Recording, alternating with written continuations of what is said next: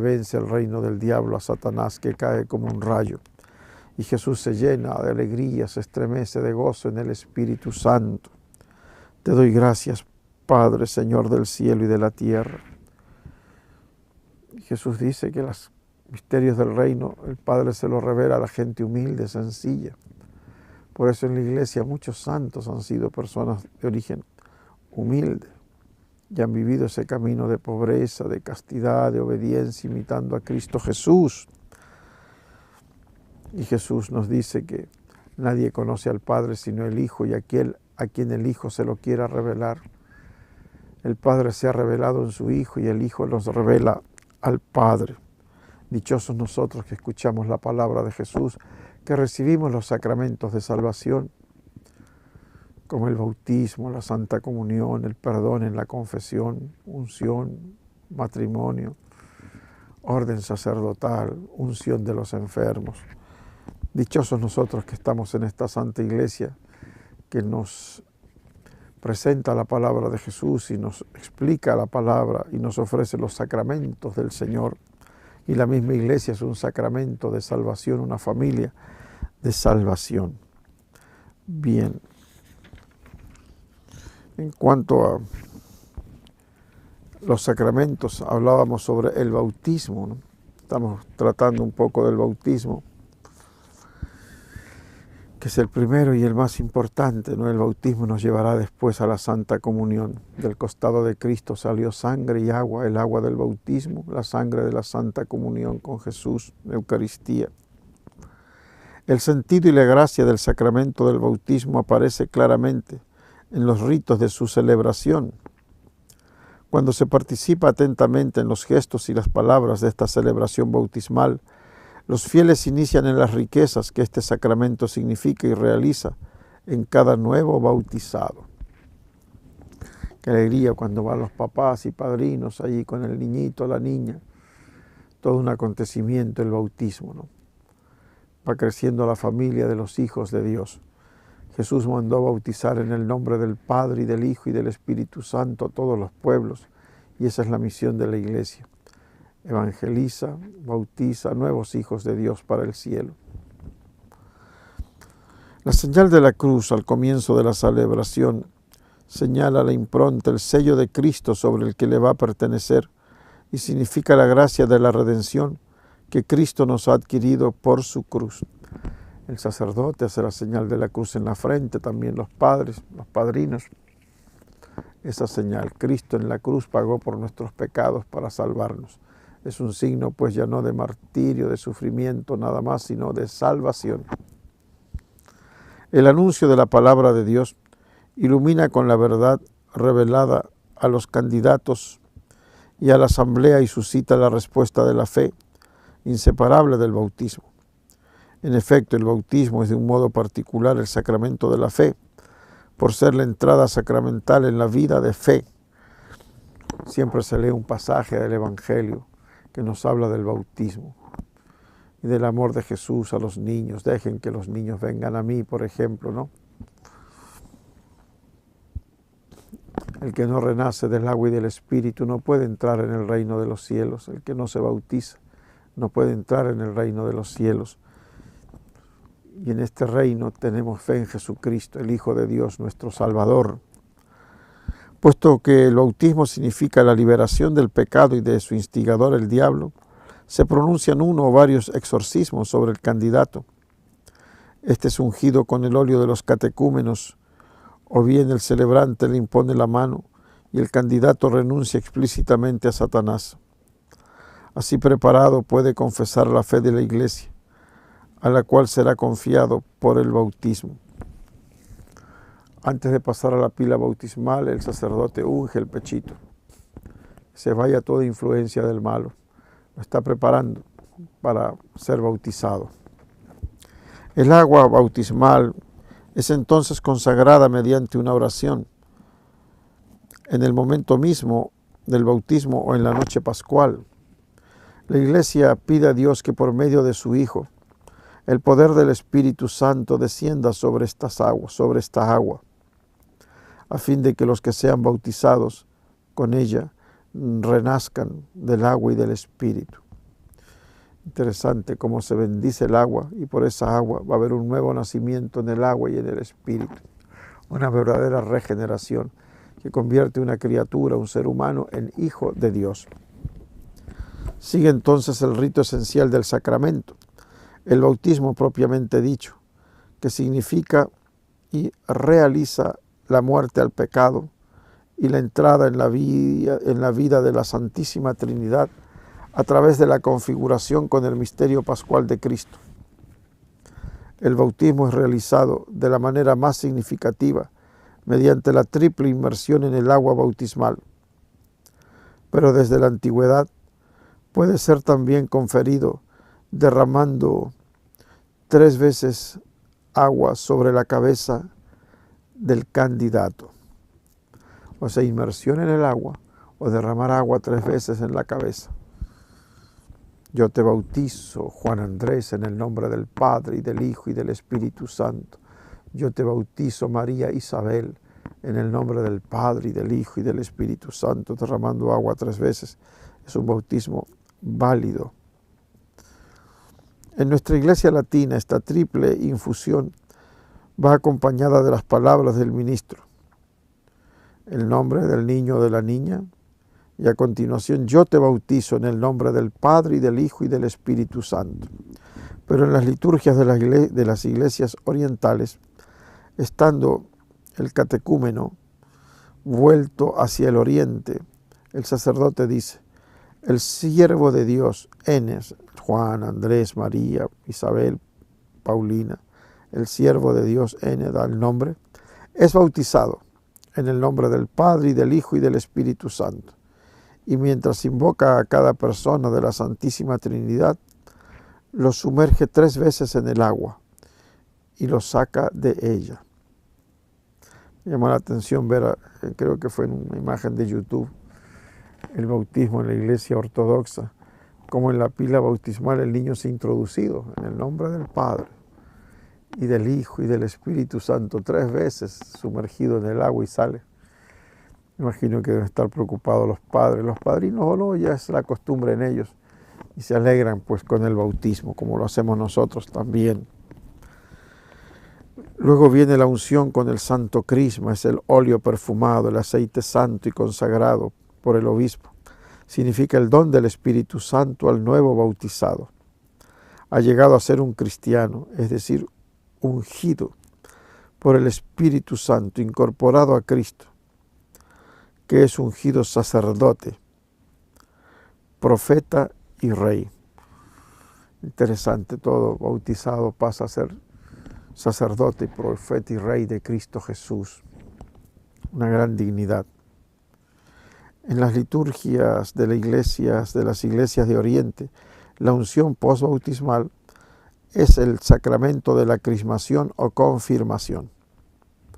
Pero en la liturgia romana, latina, o sea, la nuestra, dicha unción anuncia una segunda unción del santo crisma que dará el obispo, el sacramento de la confirmación, que por así decirlo confirma y da plenitud a la unción bautismal. Entonces en la iglesia latina se recibe este crisma del Espíritu, pero anuncia el sacramento de la confirmación que vendrá después, por el obispo o un delegado del obispo. La vestidura blanca simboliza que el bautizado se ha revestido de Cristo, ha resucitado con Cristo. El cirio encendido significa que Cristo ha iluminado al bautizado. En Cristo los bautizados son la luz del mundo. El cirio pascual representa a Cristo. Cristo ilumina al bautizado para que sea luz del mundo, luz de Cristo. La fe en Cristo Jesús simboliza también ese cirio encendido, ¿no? Nos saca Dios de las tinieblas al reino admirable, a su luz admirable, con Cristo Jesús, luz del mundo. El nuevo bautizado es ahora hijo de Dios, en el Hijo único Jesucristo, y podrá decir la oración de los hijos de Dios, que es el Padre nuestro. Fíjense las maravillas, pues, de los sacramentos que ha instituido nuestro Señor Jesucristo. Él los ha instituido y ahora los celebran sus discípulos, los sacerdotes. Entonces estas acciones de Jesucristo las realiza el sacerdote o la persona indicada, también autorizada. El diácono puede bautizar, cualquier persona en situación de emergencia puede bautizar, pero como lo dice la Iglesia, diciéndole un nombre y invocando al Padre y al Hijo y al Espíritu Santo, derramando el agua, para que venga ahora a nacer a la vida nueva, a la vida eterna. El día de nuestro bautismo es más importante que el día de nuestro cumpleaños. Cumplimos años para morir, recibimos el bautismo para vivir y para vivir la vida eterna por Cristo Jesús nuestro Señor. Bien, hace poco se celebró en la iglesia ayer Santa Catalina Labouré. En el pan de la palabra está para el 28 de noviembre, pero cayó domingo, ¿no? Entonces no se celebró. Hay otros libros que ponen la fiesta o el día de la Santa el 27 de noviembre, ¿no? En esta vida de los santos, Santa Catalina Labouré el 27, en el pan de la palabra el 28. Bueno, lo importante es que aprendamos un poco de esta santa, que es una historia pero maravillosa. Esta monjita de San Vicente, vicentina, humilde, sencilla, que vio 3 veces a la Virgen María con unas visiones pero extraordinarias y le dio una importante misión. Santa Catalina Labouré. Esta santa que se propone para nuestra veneración es una de las almas privilegiadas de quien la Virgen María se valió para hacer conocer al mundo los tesoros de sus gracias en favor de la humanidad afligida. Catalina Labouré nació en el seno de una familia numerosa a principios del siglo XIX en Francia, una tierra que se hallaba convulsionada por las guerras napoleónicas y agitada por el liberalismo anticlerical contra los sacerdotes. Tras la muerte prematura de su madre, Catalina debió hacerse cargo de la educación de los hermanos menores en una pobre casa de campesinos. Una vez cumplida esta tarea, Catalina entró en la congregación de las Hijas de la Caridad, fundada por San Vicente de Paúl, para asistir con amor a los pobres, enfermos, ancianos y niños. En la época en que aún era una novicia humilde e inocente y que ya alimentaba una tierna devoción a la Virgen María, sucedió que durante la noche del 27 de noviembre de 1830 recibió la aparición de María Santísima, que ella misma describió con estas palabras. 27 de noviembre. La Santísima Virgen apareció al lado del altar, de pie sobre un globo, con el semblante de una señora de belleza indescriptible, de vestido blanco, manto azul, con las manos elevadas hasta la cintura. Sostenía un globo que simbolizaba el mundo y tenía una pequeña cruz arriba. La señora estaba toda rodeada de tal esplendor que era imposible quedársela viendo. El rostro radiante de claridad celestial conservaba los ojos elevados al cielo, como para ofrecer el globo a Dios. Se formó alrededor de la Virgen un óvalo, donde en letras de oro se leían estas palabras: Oh María, concebida sin pecado, ruega por nosotros que recurrimos a vos. Oh María, concebida sin pecado, ruega por nosotros que recurrimos a vos. Oí entonces una voz que me decía: manda acuñar una medalla con este modelo. Las personas que la lleven con fe y devoción recibirán grandes gracias. El reverso de la medalla traía la letra M, con una cruz sobrepuesta, y abajo los corazones de Jesús y de María. El primero rodeado de una corona de espinas y el segundo traspasado por una espada. O sea, el primer corazón rodeado de una corona de espinas representa a Jesucristo, y el segundo traspasado por una espada, a la Virgen María. No fue fácil conseguir el permiso de los superiores eclesiásticos para acuñar la medalla que pedía la Virgen, pues al principio la revelación fue recibida con escepticismo y desconfianza. 2 años más tarde, después de una rigurosa investigación canónica de los hechos, el arzobispo de París autorizó la acuñación de las medallas. Esta devoción a la Virgen María, que proclama la verdad de la Inmaculada Concepción de María, e invitaba a la confianza en la intercesión de la Virgen, se difundió con sorprendente rapidez, acompañada por prodigios y conversiones. Solo en el espacio de 4 años, la firma encargada de acuñar las medallas fabricó 20 millones, la famosa medalla milagrosa de la Virgen María. Gracias a esta difusión prodigiosa, se fue radicando más y mejor en el pueblo cristiano la creencia de la Inmaculada Concepción de María, que preparó la sublime definición dogmática que ocurriría 24 años más tarde. Pero el dogma es una verdad de la Iglesia, una verdad de fe. Tenemos que creer claramente en estos maravillosos dogmas. La Virgen fue concebida sin pecado, inmaculada. Y esto fue lo que vio Catalina Labouré: oh María concebida sin pecado, ruega por nosotros que recurrimos a vos. Y 24 años más tarde se va a proclamar oficialmente esta verdad, este dogma en la Iglesia. En otras apariciones subsiguientes, la Santísima Virgen habló a Catalina Labouré de la fundación de una asociación de hijas de María, que fue aprobada por el Papa Pío IX en 1847 y que se difundió por todo el mundo.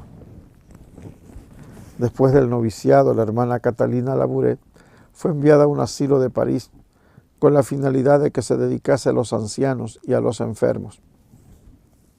Ahí desempeñó los servicios más humildes y despreciables, y por 45 años se ocupó de la cocina, de la lavandería, de la limpieza de los enfermos y ancianos, siempre fiel, siempre sonriente, siempre amable. Cultivó un elevado grado de unión a Dios a través de la oración, del espíritu de fe y al mismo tiempo una filial devoción a su madre, la Virgen María, modelo perfecto de la consagración total a Dios en la caridad al prójimo. Amor a María, amor al prójimo, imitando a María. Nadie supo en el asilo que ella había sido la religiosa privilegiada por la visión y revelación de la Virgen María. Catalina observó siempre el más absoluto silencio y reveló su secreto solo a su confesor, que confirmó los hechos en el proceso canónico delante de las autoridades religiosas.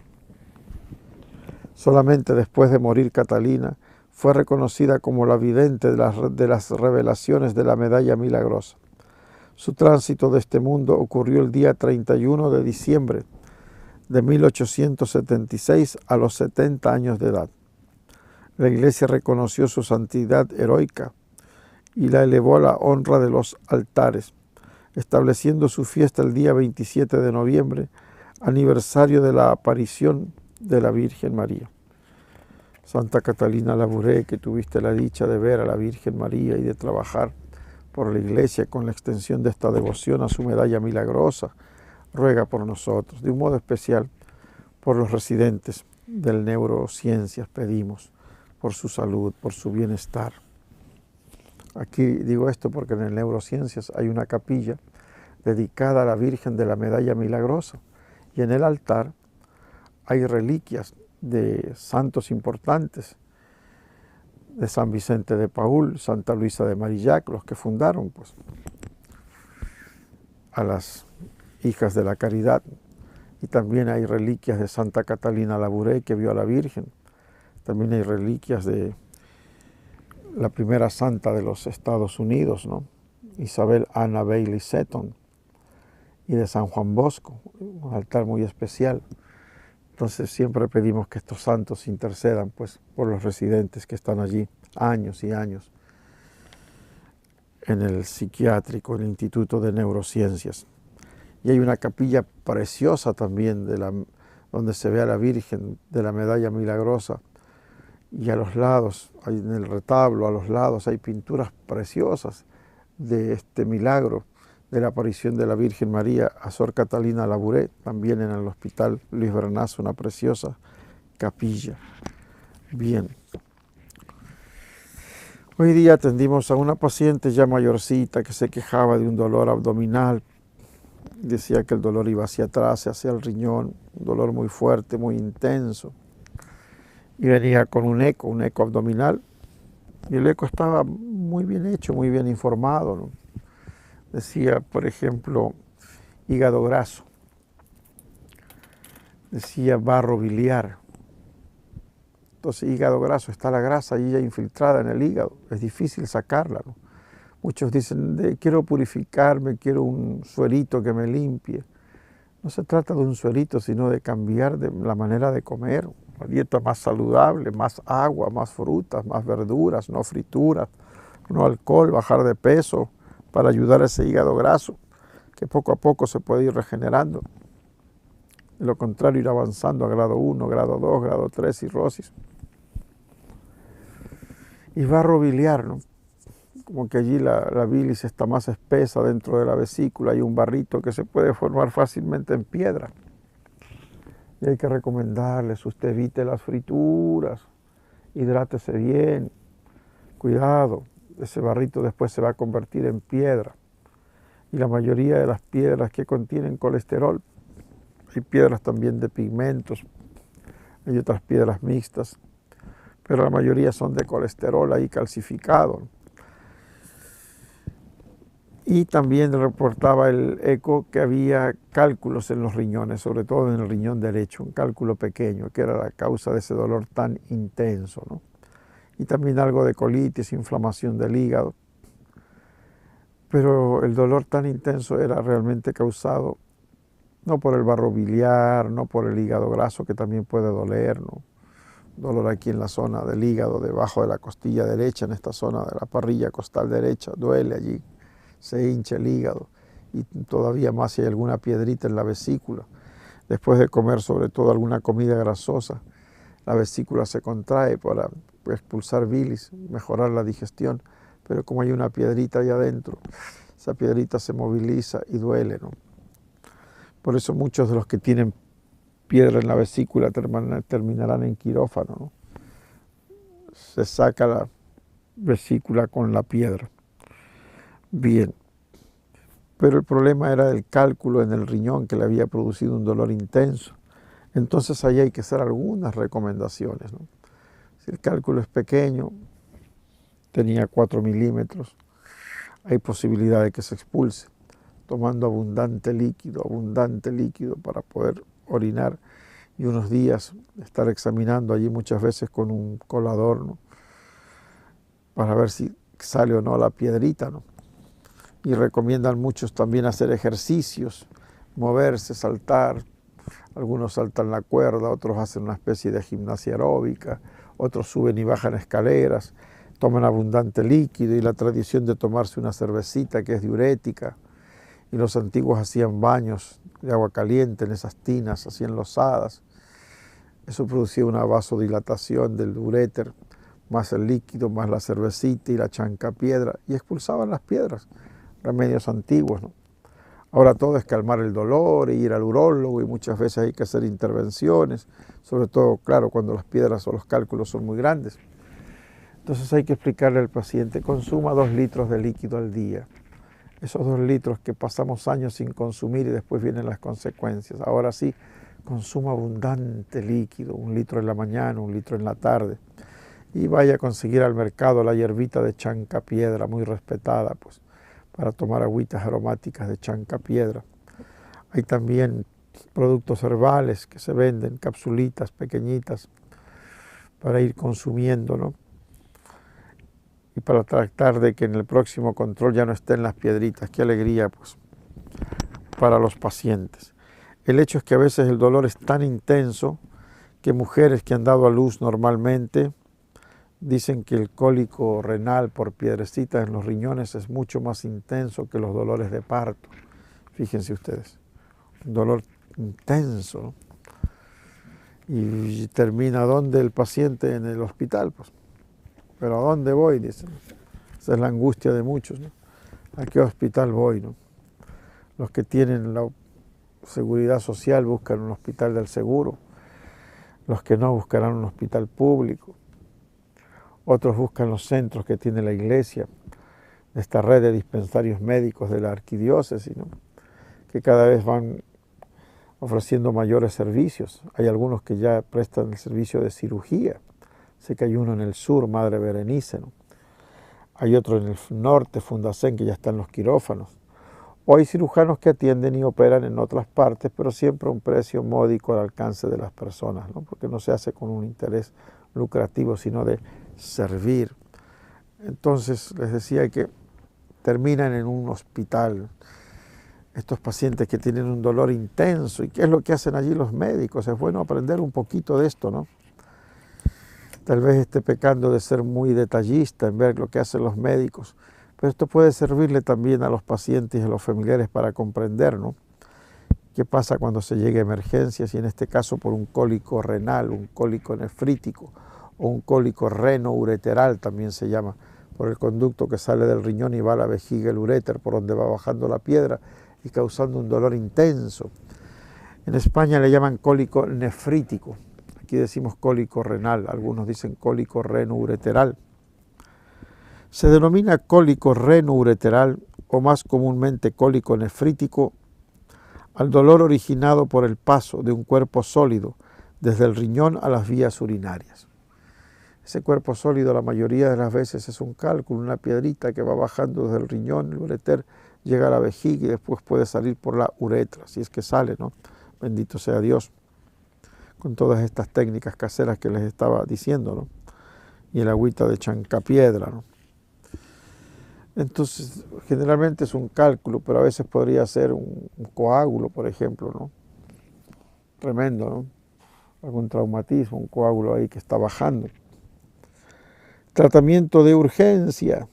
En el momento de la asistencia en la consulta de urgencias, e independientemente de que el paciente requiera o no ingreso hospitalario, ante la sospecha de cólico nefrítico, debe llevarse a cabo el siguiente tratamiento.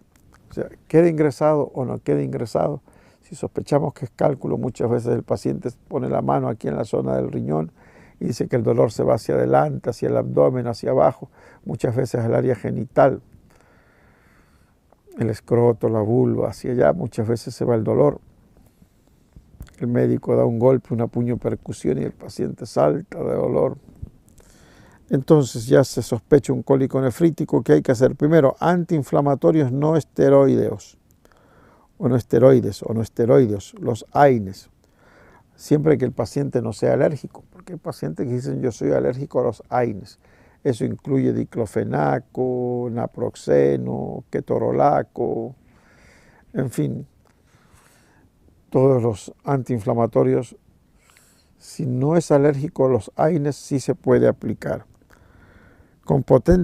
Tienen un potente efecto analgésico, o sea, calman el dolor.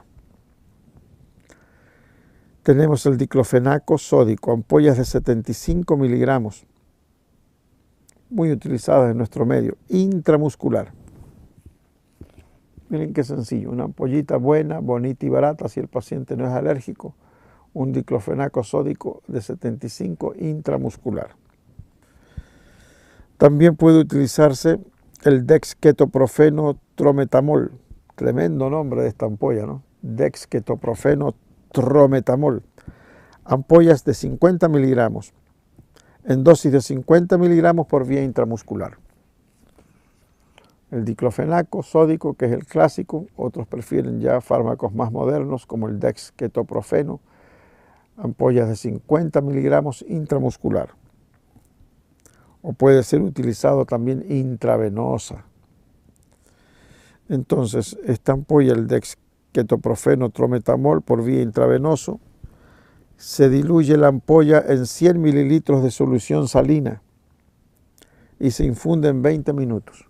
Puede ser en un pequeño suerito de 100 cc o en los volutroles, esos tubos plásticos que tienen 100, 150 cc, que se utiliza mucho para allí disolver fármacos intravenosos. Entonces, en ese volutrol que está conectado también al catéter, se llena con 100 ml y se disuelve allí la ampolla de dexketoprofeno de 50 miligramos y se infunde en 20 minutos. El enfermero puede hacer el cálculo, ¿cómo hago yo para mandar 100 mililitros en 20 minutos? Hace un cálculo sencillo que le da el goteo. Entonces, eso se hace en el área de urgencias. Un antiinflamatorio por vía intravenosa o puede ser también por vía intramuscular como el diclofenaco. Segundo, analgésicos. Pues aquí esto más que nada alivia el dolor, ¿no? El otro es el antiinflamatorio que desinflama ese riñón, esa vía urinaria inflamada, la desinflama. También puede aliviar un poco el dolor, pero los que más alivian el dolor tenemos a la cabeza el paracetamol. Frascos de 100 mililitros con 1 gramo, líquido transparente, 1 gramo de paracetamol, no en tabletas, sino en líquido. Y este pequeño suerito se infunde a la vena en un periodo de 15 minutos, o sea, rapidito, ¿no? Por eso en las emergencias están también estos frasquitos de paracetamol y se puede pasar en 100 ml con el Volutrol en 15 minutos. Bien, entonces tenemos que, además del paracetamol, se puede utilizar el metamisol magnésico. El metamisol. Y sí lo tenemos en nuestro medio, ¿no? Pero no se utiliza tanto. La ampolla tiene 2 gramos, o sea, el doble que el paracetamol. Se puede administrar también por vía intramuscular o infundirlo. Entonces el metamisol, 2 gramos por vía intramuscular. Ay, ay, ay. Si el dolor no cede, se administran ya analgésicos narcóticos. Más potente, ¿no? Los analgésicos narcóticos, como el tramadol, ampollas de 100 miligramos, por vía intravenosa en dosis de 100 miligramos, una ampolla, diluidos en 100 ml de solución salina fisiológica e infundidos en 20 minutos. Esto es importante, ¿no? Porque a veces ni el antiinflamatorio no esteroide, ni el diclofenaco, ni el paracetamol, ni el metamisol funcionan. Entonces ahí hay que ir a un analgésico narcótico más potente, el tramadol.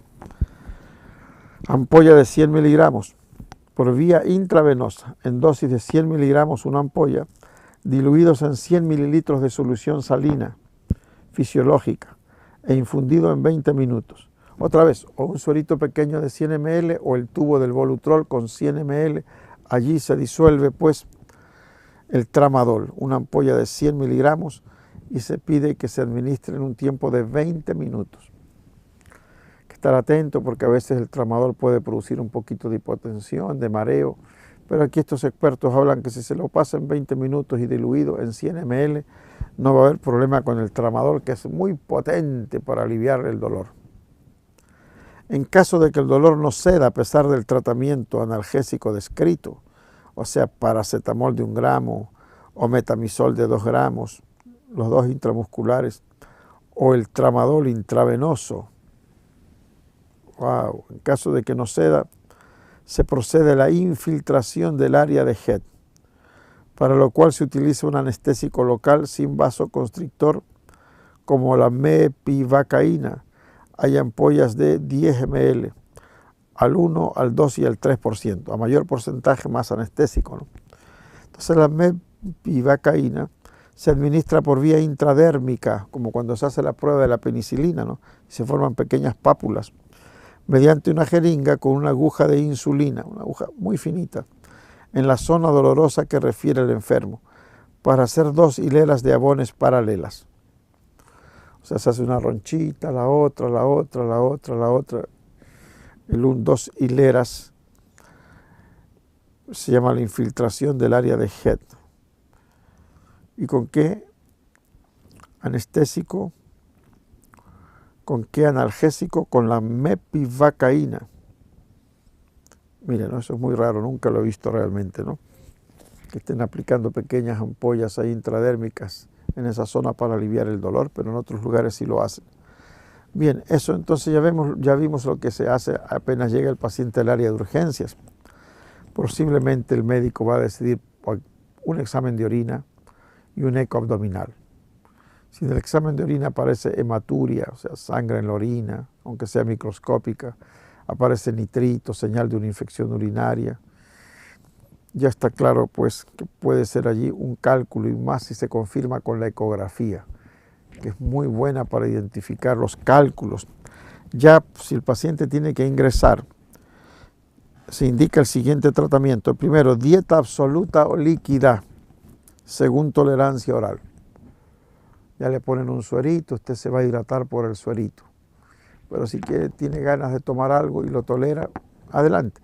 Porque en estos dolores intensos del riñón, el paciente puede perder el apetito, el paciente puede tener náuseas también. Entonces, a ver que si tolera o no tolera la alimentación, pero que si va a tolerar que sea solamente líquidos o se hidrata con los sueritos. Canalización de una vía venosa periférica e infusión de solución glucosalina a razón de 3 litros en 24 horas. O sea, un catéter. Hay gente que es muy hábil para el catéter, va conectado al tubito, a la manguerita y al suero, y envían en el hospital un promedio de 3 litros diarios para que el paciente orine en abundancia y a ver si ahí sale la piedrecilla, ¿no? Bien.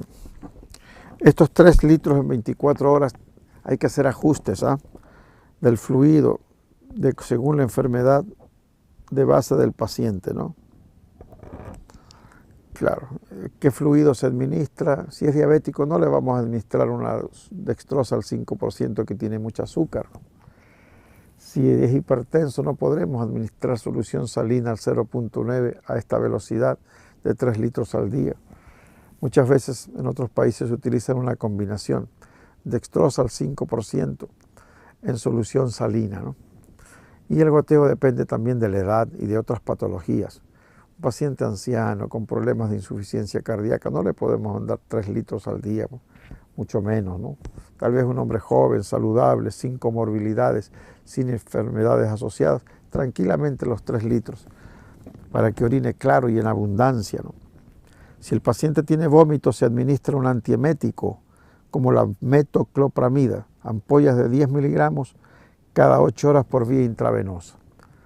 Pueden aplicarlo directamente junto al suerito, allí junto al catéter hay un dispositivo para aplicar las inyecciones, o algunos los hacen diluidos, no hay problema en el Volutrol, pero fíjense, una ampollita intravenosa cada 8 horas.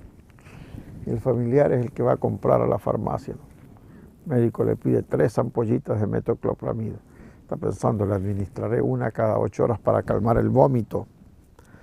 Hay analgésicos por vía intravenosa, como el dexketoprofeno, hablamos ya al principio, ¿no?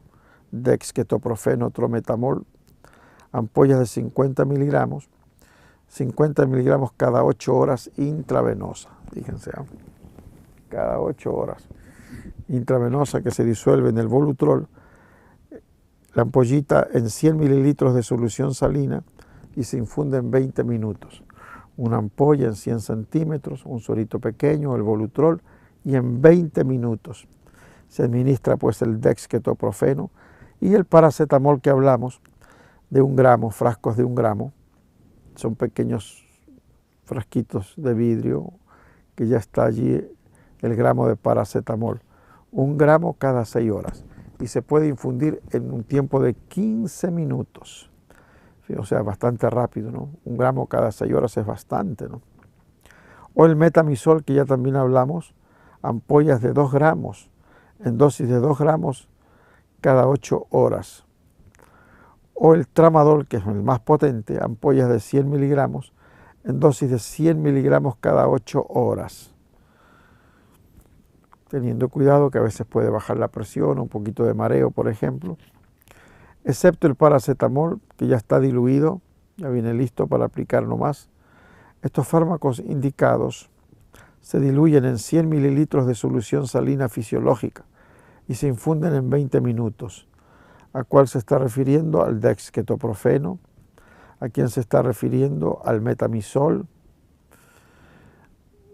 Estos se los puede diluir en 100 mililitros de solución salina y que pasen en 20 minutos. Eso el enfermero hace el cálculo, ¿no? Entonces fíjense ustedes, ¿no? Fíjense ustedes qué interesante, ¿no? Ya tenemos el dexketoprofeno, tenemos el metamizol, tenemos el tramadol, que es poderoso, incluso el acetaminofén, el paracetamol de 1 gramo, ¿no? O sea, fármacos intravenosos para calmar el dolor tan intenso. Se puede administrar antiinflamatorios no esteroides como el naproxeno, comprimidos de 500 miligramos cada 12 horas por vía oral. Pero estoy pensando en el pobre estómago, ¿no? Seguramente va a haber que dar ahí un protector gástrico, ¿no? Si existe sospecha de infección de vías urinarias bajas, tras la recogida de una muestra de orina para cultivo, se inicia un tratamiento antibiótico empírico por vía oral. Como estos cálculos muchas veces se asocian a infecciones urinarias porque en las piedritas ahí se colonizan bacterias y ahí nos llegan los antibióticos a esas piedritas. Entonces no es raro que haya cólico renal con infección urinaria. Y lo científico es recoger la muestra de orina. Primero se puede hacer un pequeño aseo con agua, primer chorrito se lo descarta, segundo chorro largo entra al frasquito apropiado, se lo tapa, va a la refrigeradora y se lleva pronto al laboratorio. Y una vez que ya se ha recogido, se puede iniciar un antibiótico, una cefalosporina de 3ª generación, como cefixima, cápsulas de 400 miligramos, cada 24 horas, durante 5 días. Ya las tenemos en nuestro medio, ¿eh? Cefalosporinas de 3ª generación que usualmente había que inyectar, como la ceftriaxona, ahora la tenemos por vía oral. La cefixima, 400 miligramos, una vez al día. La fosfomicina trometamol, un sobre de 3 gramos en dosis única. O la nitrofurantoína, comprimidos, se puede dar 100 miligramos cada 12 horas durante 5 días. Miren las alternativas antibióticas. Cefalosporina de 3ª generación, como la cefixima, una cápsula de 400 miligramos una vez al día por 5 días. Fosfomicina trometamol, un sobre de 3 gramos en dosis única de 3 gramos que se disuelve en un sobrecito que también tenemos en nuestro medio. O la nitrofurantoína, que es clásica, el nifuril retar, por ejemplo, 100 miligramos cada 12 horas durante 5 días. Entonces ya sabemos qué antibiótico dar. Una cefalosporina de 3ª generación como la cefixima. Podemos dar también la nitrofurantoína o la fosfomicina.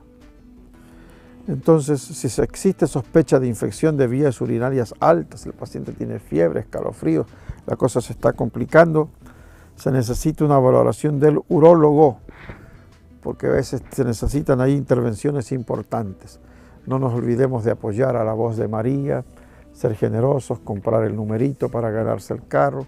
Todo aporte pues es beneficioso, llevarse un carro, una moto o todo lo necesario para que ya se inicie como emprendedor. Entonces hemos aprendido hoy día cosas muy bonitas sobre el Mesías, el Hijo de David, lleno del espíritu de sabiduría, inteligencia, consejo, fortaleza, ciencia, piedad y santo temor de Dios. Él es el ungido lleno del espíritu del Mesías, el Salvador del mundo, nuestro Señor. Y cómo habrá un reino de paz, de justicia, de alegría, de gozo. En el Apocalipsis se habla de la Jerusalén celestial, del río de la vida, del trono de Dios y del Cordero, de los árboles de la vida y que dan frutos cada mes. Maravillas. Dios tiene maravillas que ni el ojo ha visto, ni el oído ha oído, ni la mente ha pasado por la mente del hombre las maravillas que Dios tiene. Y este es un gozo eterno. Pidamos siempre al Señor, preparémonos para esta Navidad bien, con una vida humilde, una vida santa, de oración, de confesión. Si fallamos, pedir perdón al Señor, confesarnos, y llevar una vida pues santa para recibir a Jesús pequeño y después a Jesucristo glorioso, ya con toda la familia podamos participar de la vida eterna y llenarnos de la alegría de Cristo. ¿Cómo se alegra Cristo Jesús? Padre, Señor del cielo y de la tierra, ¿no? Todo lo ha puesto el Padre en mis manos. El Señor nos ha dado su palabra y es nuestro amigo. Todo lo que le ha enseñado el Padre nos lo ha revelado. Gracias, bendito Señor Jesucristo, que participemos siempre de tu gozo eterno. Hasta la próxima semana, Dios mediante, ya nos estamos despidiendo, Pedrito, y esperamos la próxima semana pues estar otra vez con ustedes. Sigan pidiendo mucho por la paz en el Ecuador, aunque estemos apenados porque perdió la selección, se peleó hasta el final, ahora hay que pelear por la paz. Que Dios ilumine pues a nuestras autoridades, que se reúnan en el nombre del Señor. Sin mí no podéis hacer nada. Dejémonos ya de las presiones extranjeras, de este neocolonialismo extranjero que quiere traer tantas cosas malas, aborto, ideología de género, eutanasia y cuantas cosas que no nos convienen. Seamos independientes, confiemos en el Señor Jesús y que en el nombre del Señor y con la intercesión de la Virgen se tomen las mejores decisiones para frenar esta ola de violencia, que actúen bien los policías, que actúen bien los ciudadanos, los vecinos, que haya fuentes de trabajo, que haya educación, que este país sea realmente consagrado al corazón de Jesús y de María, un país próspero, santo.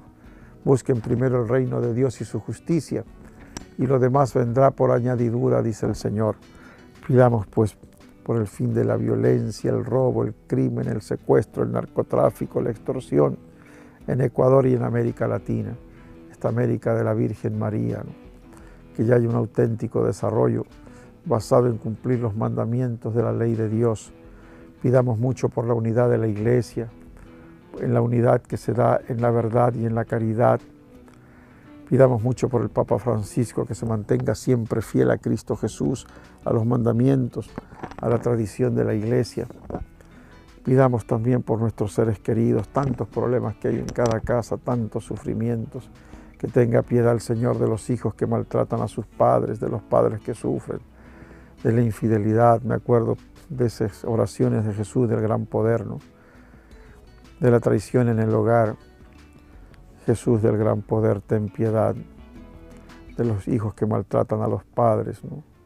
Ten piedad, Jesús, del gran poder y de este Ecuador, que tenga piedad, pues, el Señor y que haya la felicidad en la familia, en el barrio, en la iglesia. Acerquémonos a Dios y lo demás vendrá por añadidura. Bien, Pedrito, no nos llega la señal de Pedrito, que por lo general siempre nos está mandando un mensaje, nos estás dando el tiempo entonces para seguir hablando de las cosas del Señor. No se olviden que el verdadero católico va a misa el domingo, que el verdadero católico reconoce sus pecados y se confiesa, que el verdadero católico recibe la Santa Comunión y agradece esa unión íntima con Cristo Jesús, que el verdadero católico trata de llevar una vida según el Espíritu Santo, esos dones que nos da el Espíritu, sabiduría, inteligencia, consejo, fortaleza, ciencia, piedad, santo temor de Dios. Y hay muchos frutos del Espíritu: caridad, gozo, paz, paciencia, longanimidad, bondad, benignidad, mansedumbre, fidelidad, modestia, continencia, castidad. Que seamos transformados completamente y vivamos como niños, así como los niños del día del bautismo. Pidamos mucho al Señor ser transformados y que el Espíritu esté siempre con nosotros. Ese Espíritu que procede del Padre y del Hijo y que es Dios como el Padre y el Hijo. Y que nos inspire lo que debemos pensar, decir, hacer y trabajar por el reino de Dios.